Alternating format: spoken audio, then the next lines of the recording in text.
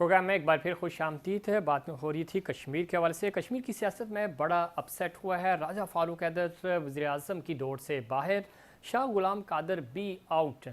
Barrister इफ्तार गिलानी वज़ीर-ए-आज़म आज़ाद कश्मीर के लिए नामजद। कल वो हलफ उठाएंगे और उनको अपनी पार्टी की तरफ से मुखालफत का सामना भी है। और इफ्तार गिलानी साहब जो आम इंतखाबात हुए उसमें वो इलेक्शन हार गए थे। टेक्नोक्रेट की सीट से वो एमएलए मुंतखब हुए और अब वो प्राइम मिनिस्टर के लिए भी मुस्लिम लीग नून की तरफ से नामज़द किए गए हैं। ये एक नई हिकमत अमली हमें नज़र आई कश्मीर में, और उनके लिए चैलेंजेस अपनी जगह हैं, मसाइल बहुत सारे हैं वहाँ के। रावलाकोट धरना जो है उसकी जब हम बात करते हैं, वो वज़ीर-ए-आज़म नौ मुंतखब वज़ीर-ए-आज़म का पहला इम्तिहान होगा। देखना यह है कि उसमें वो किस तरह कामयाब होते हैं, उनके साथ क्या बातचीत करते हैं। और दूसरा ये कि आज़ाद कश्मीर की सियासी तारीख में भी हम पहली दफ़ा ये देख रहे हैं कि एक एमएलए जो है वो टॉस के ज़रिए बनता है और दूसरा टेक्नोक्रेट पे एमएलए जो है वो पहली दफ़ा प्राइम मिनिस्टर बनने जा रहा है। टेक्नोक्रेट के सिस्टम की आवाज़ पाकिस्तान में भी बहुत पहले सुनाई दे रही थी। और क्या कश्मीर मॉडल जो इस वक्त गिलानी साहब को प्राइम मिनिस्टर के लिए नामज़द किया गया, ये एक इशारा है पाकिस्तान के मुस्तकबिल की सियासत का भी। इन तमाम इश्यूज़ पे बात करेंगे। हमारे साथ मौजूद हैं सीनियर सहाफ़ी, सीनियर तज्ज़ियाकार रज़ाक खट्टी साहब। रज़ाक साहब, किस तरह देखते हैं आज़ाद कश्मीर की सियासी सूरत हाल? आपके सामने है और वहाँ पे एहतजाज और इंतखाबात एक मरहला, यानी 12 से 15 लाख वोटर्स अभी अपना हक़ राय दे इस्तेमाल नहीं कर सके, लेकिन नौ मुंतखब वज़ीर-ए-आज़म कल हलफ उठाएंगे और वो भी टेक्नोक्रेट की सीट पर जीत कर आने वाले एमएलए प्राइम मिनिस्टर बनने जा रहे हैं। ये क्या पैगाम देने की कोशिश की जा रही है? बहुत शुक्रिया। कि इसमें बहुत ही बड़ा सरप्राइज दिया है अपना मियां नवाज शरीफ साहब ने, और हम देखते हैं कि तरह की सूरत बनी है। तो शाह अब्दुल कादर साहब जो हैं वो उन्होंने तो कल तक यहाँ इस्लामाबाद में अपने जो मुख्तलिफ करीबी दोस्त थे साफी, उनको वो जो है वो कह भी दिया कि कार्ड भी लिए, नंबर भी लिए, शरायती कार्ड, ताकि उनको अल्फ वफादारी की तकरीब में बुलाया जाए। लेकिन रात अचानक जो है वो 11 10:30 और 11 के दरमियान ये खबर आई कि बाजी बिल्कुल पलट गई थी। यानी वो शख्स जो बैरिस्टर इफ्तिखार हैं जो हार चुके थे और उनको फिर टेक्नोक्रेट की सीट पर मुंतखब करवाया गया और अब वो कश्मीर के प्राइम मिनिस्टर बनेंगे। जिस तरह आपने इंट्रो में कहा कि वो जो टेक्नोक्रेट को अब ये इस तरह का सिलसिला शुरू हुआ है, तो शायद पाकिस्तान में भी इस तरह की आवाजें एक बड़े अरसे से आ रही हैं। और अभी हम देख भी रहे थे कि जिस तरह रिपोर्ट हुआ कि पाकिस्तान की वफाकी काबीना है उसमें भी टेक्नोक्रेट शामिल किए जाएं, लेकिन फिलहाल तो वो मामला टल गया है। लेकिन ये बातचीत बहरहाल चल रही है। लेकिन मियां नवाज शरीफ का ये फैसला जाहिर है उन्होंने अपने पार्टी मुफादात को देखकर ही किया होगा, लेकिन बात यह कि उसके ऊपर बहुत ज्यादा ही रेजिस्टेंस आई है। खुद मुख्तलिफ जो लोग हैं मुस्लिम लीग नून के, उन्होंने भी इस पर रिजर्वेशन शो की है और उन्हें ये बात अच्छी नहीं लगी।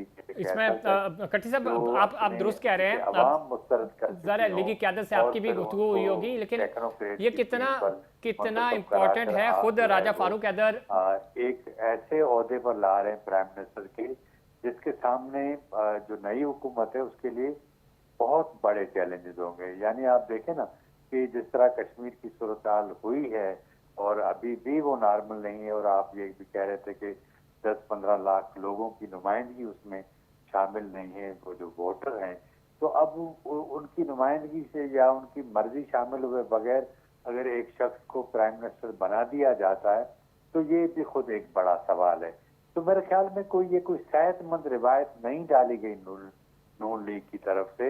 और जिस तरह पीपल्स पार्टी के चेयरमैन बिलावल भुट्टो जरदारी कैंपेन में गए थे और फिर मुस्लिम लीग नून के ऊपर शदीद तनकीद भी की, फिर हमने देखा भी सही कि दोनों जमातों के दरमियान इख्तलाफात भी बढ़ गए, मामला अल्फाज की गोलाबारी तक चले गए, और हमने देखा कि बिलावल भुट्टो यहाँ अपोजिशन को भी इंगेज करने में लगे रहे। लेकिन बहरहाल अगर हम कश्मीर की सियासत की तरफ वापस आते हैं तो ये बहुत बड़ा सेटबैक हुआ है। कटी साहब ये दुरुस्त कह रहे हैं, लेकिन वहाँ कश्मीरी कश्मीर की उनके सूरत हाल लिए को अगर हम देखते हैं तो कश्मीर सिर्फ आपने पॉलिटिकली तो इंगेज नहीं करना, डिप्लोमेटिकली भी और फिर इंटरनेशनली भी उसका एक पैगाम जाता है।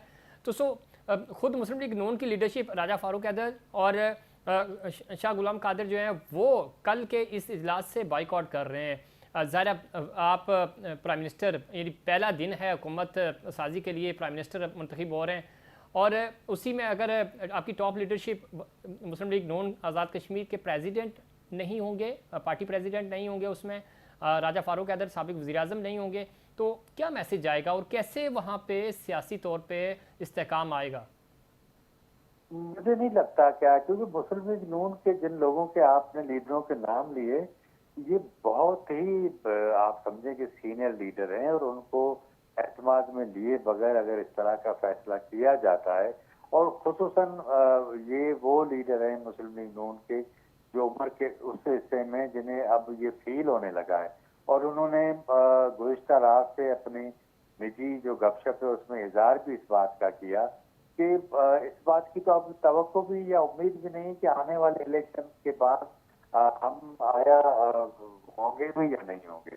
तो इस तरह के जो तहफ़्फ़ुज़ात हैं या इस तरह की जो चीज़ें हुई हैं, तो मेरे ख्याल में कि ये फैसला यानी मुख्तलिफ लोग तो अब ये भी इज़हार आज इस्लामाबाद में मुख्तलिफ सर्कल्स में ये बात भी हो रही थी कि शायद मियाँ नवाज शरीफ को ये फैसला उन्होंने खुद नहीं किया, उनसे करवाया गया है। किसने किया है, क्या किया, ये तो वो खुद ही बता सकते हैं। लेकिन अगर कल ये दोनों लीडरान बाइकआउट करते हैं जिनके नाम लिए आपने, तो मेरे ख्याल में कि ये सबसे बड़ा मुस्लिम लीग बिल्कुल सेटबैक होगा। और दूसरा ये बताएं कि पहले आपसे बात हो रही थी जाते जाते, मेरे पास टाइम खत्म हो रहा है, कि ये मॉडल आपने कहा, मोहसिन नकवी साहब हमारे साथ, हमारे पास मिसाल मौजूद है जो कि मुंतखब होकर नहीं आए लेकिन आपके सामने ही है, सबसे अहम ओहदा उनके पास है और ओहदे हैं, ओहदा भी नहीं।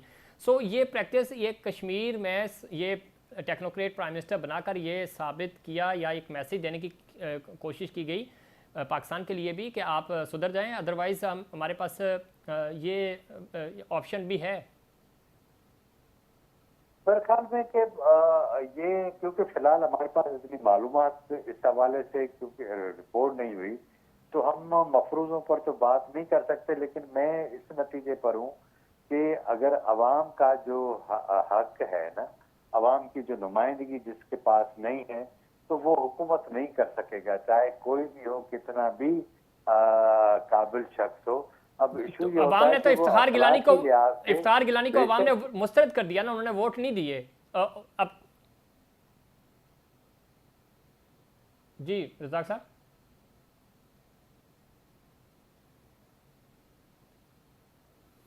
ज़ाकटी साहब को आवाज़ नहीं आ रही। बहुत शुक्रिया जनाब ज़ाकटी साहब प्रोग्राम में वक्त देने के लिए। और इसमें कोई शक नहीं, जब हम बात करते हैं कश्मीर के हवाले से और पाकिस्तान की सियासत के हवाले से मौजूदात होते हैं और हो रहे हैं।